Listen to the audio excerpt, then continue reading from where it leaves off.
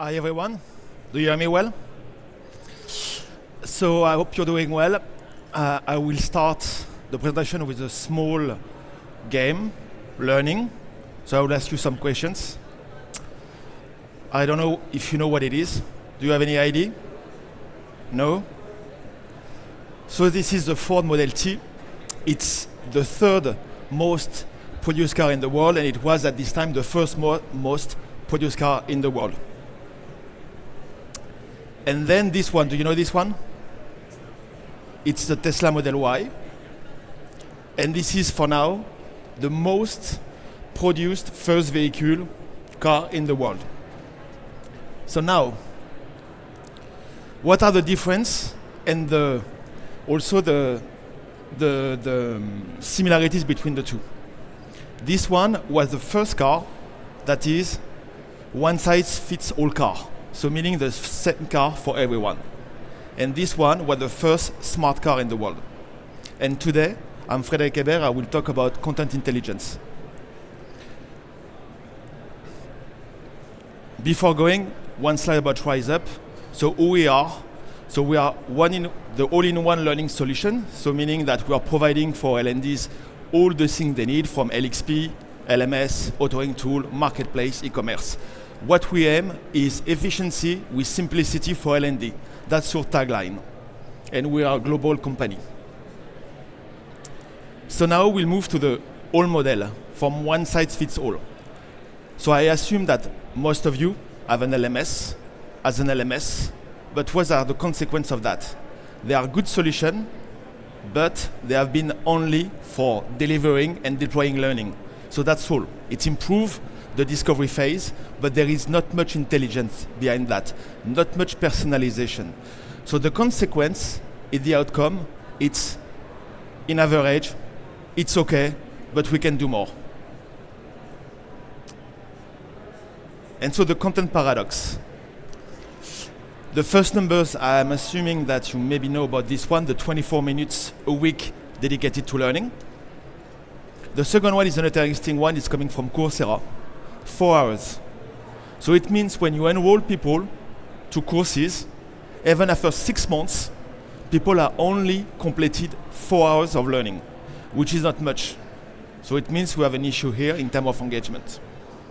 And then, when you open a catalog in your company, like LinkedIn Learning or other massive catalogs, you see that only 20% of people are completing this learning. So I mean, again, adoption, there is a problem here. But as soon as you create engagement, 4 times more active people. So as soon as you're creating the what's in it for me in terms of content, you see a drastic change in terms of adoption.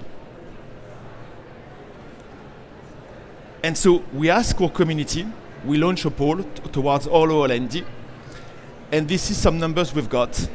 85% of people believe adapting learning, so I'm not talking about adaptive learning, but adapting the learning to people will have a drastic change in terms of adoption. 75% will have a business impact. So you're already convinced about the fact that as soon as you're creating something that bring the why and the what's in it for me for the learners, you're creating engagement. And 71% of people are already exploring AI in their company. So for those who want to take a minute to scan and access our report, please feel free.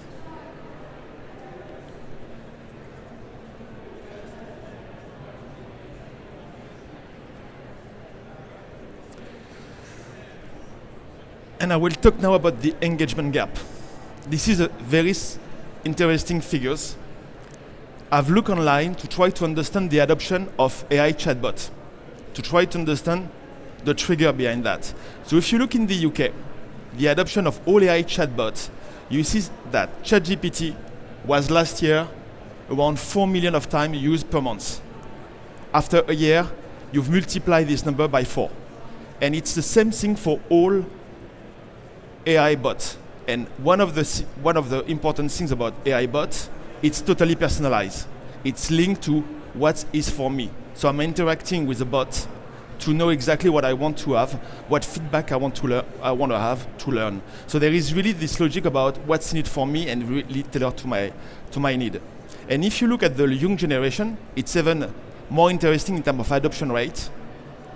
The teenagers in UK, 30% are going at least once or multiple times a day to the chatbot to interact, to get feedback, to get learning, to get answers. So we see that as soon as you're creating this logic about what's needed for me, it brings values to me, you have adoptions. And the last one is about micro-learning, which is a specific format, small, usually adapt to a specific context, and we see much more adoption than regular learning. So what is interesting here, as soon as you're creating the logic about what's needed for me, tailored to my need, you create engagement. I would love to have this type of figures when I was in L&D with my solution. And so why I'm talking about that, I will use a paradigm about, like the car, AI in the car. So I don't know if you're familiar with this level. Have you ever heard about that? The self-driving car levels. But in the automotive, there is 6 levels, from 0 to 5. So level 0 is no AI, no intelligence. You're driving the car alone. Level 1, you start to having small automation, like the car can change line or can brake alone. And more and more and more you advance in the level, the car is autonomous. The dream for some of them is to reach level 5, which is you don't have even a steering wheel and the car is fully autonomous. So why I'm telling about that, it's because at RiseUp we have already defined this level in learning. What does it mean in learning AI? So we have 5 levels. So I'll let you take pictures. For those I see, there is some pictures. I didn't put level 0, meaning no intelligence, to make it simple for the table. But level 1, the first level of intelligence is the search engine. It brings something to me. Who is having this in the room? Do you have any solution like that? Raise your hand if you have that. 1, okay. Level 2, I'm sure you're familiar with a lot of vendors you've seen about course creation. How the AI can help you to speed up the creation process. This AI is much more for the design and the admin part. It's the second level of intelligence when it comes to AI in the learning. Level 3, AI skills-based learning sequence. How I create a learning journey that it adapts to everyone based on skill assessment.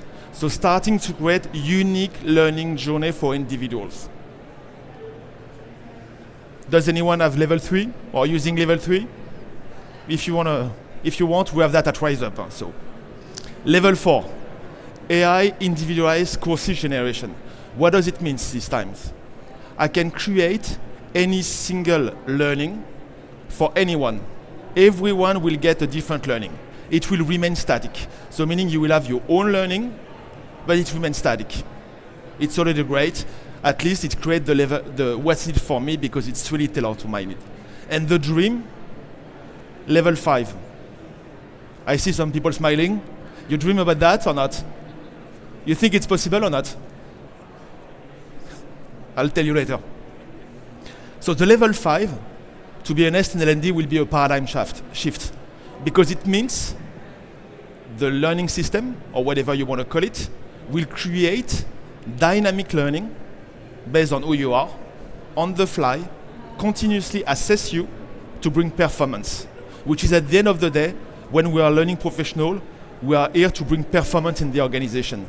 But this will be a paradigm shift because the logic behind that will be how I interact, and we will not think about learning hours, we will think about performance and skills.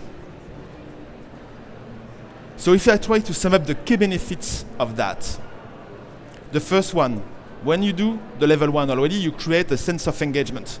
At least you can engage easily with your system, find easily content, and you have also, for those who have massive libraries, you bring efficiency when it comes to consumption. Level 2, content ops and operation, meaning your team will be more efficient, you will gain time. But it also bring quality and governance because you can have framework behind that. You can make quality control with AI. Level 3, time to skill. you will adapt every single learning journey to every individual to make sure they go right to what they need to be upskilled. And the assessment. Level 4, I'm starting to really personalize any single element to any individual. And level 5, which is a dream if you think about ChatGPT and others, the adoption. I will have my own agent that will help me to learn and perform continuously. And we call that performance. But I think there is something that I like to share also. It's the hidden benefits starting level 4 and plus. It makes learning inclusive for all. And for me, it's key. Especially if you see the numbers on the bottom left. 1.6 billion of people are neurodiverse. And the UK, it's 1 above 7 that are diverse. I'm telling you that because my kids are like that. And I know how it's important to bring them something that they are specific to them. And why? Because everybody is learning differently from visual. Some people will listen. Some people like to read. And some people like to practice and touch. And with this type of level 4 and above, you will be able to reach this new niche. Does it ring a bell for you? Make sense? No questions so far? And so, what are the other benefits of that when it starts to engage and meet performance? You will get several of them. 40% improvement in talent redeployment. So you will be able to redeploy easily in the company. So it's not purely learning. This one is much more mobility, purely talent process, but you will also gain benefit of that. You will have employee more. Sorry. Oh my goodness. The retention rate, sorry for that. 3.2 times you have an improvement on the retention rate on employees because people want to stay because they learn. It's one of the hidden benefits. And 72% personalized development opportunities. Sorry, I'm reading that because sometimes it's changing.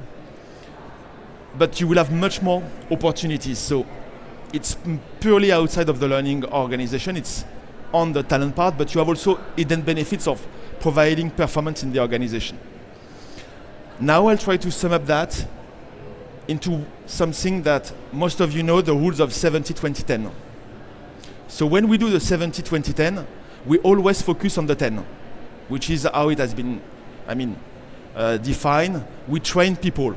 So when you look at what we've discussed before, level 1, I'm improving recommendation. So it's purely learning. So I'm managing my own system. Level 2, the course builder. Again, it's purely on the 10. And level 3 and 4, same story. Which is a pity is we never touch the 70%. How I can improve the 70% because this is really where the impact is. And I believe level 5 is that. Make sense for you? I see some people shaking. So I think there is an opportunity to go to level 5. And so, I'm dreaming or not with level 5 or not? I see some people smiling. So I wanted to let you know that because I want to make sure that you stay tuned. Because in fact, it's like the car. We'll move from level 3 to level 5 and in learning the same story. So level 5 will come faster than you think. If you don't, I don't know if you've seen some vendors, but it will not be something that we dream. It's a reality. And for that, I would like to share something. It's new. It has been released last week.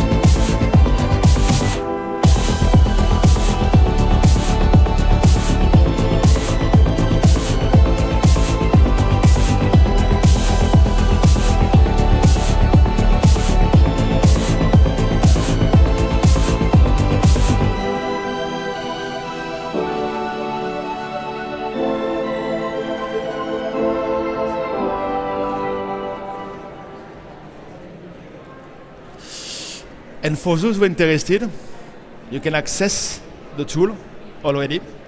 And what makes this unique compared to the others, compared to ChatGPT and other solutions, is Forge know who you are, in which context you operate, and continuously adapt to your need.